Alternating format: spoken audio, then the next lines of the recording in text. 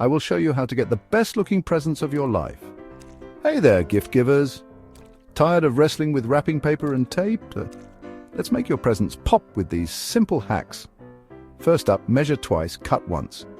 Avoid the dreaded paper shortage. Trust me, no one wants a patchwork present. Next, use double-sided tape for a seamless look. It's like magic. No visible tape lines, just pure wrapping perfection. Got an odd-shaped gift? No problem. Wrap it in tissue paper first, then place it inside a gift bag. Easy peasy and looks super fancy. Running low on tags? Repurpose old holiday card. Cut out cute designs and write your message on the back. Eco-friendly and adorable looking. And here's a fun one. Add a personal touch with DIY bows.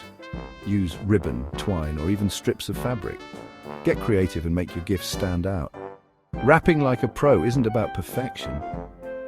It's about the thought and care you put into it. So grab your scissors, tape, and let's get wrapping. Happy holidays.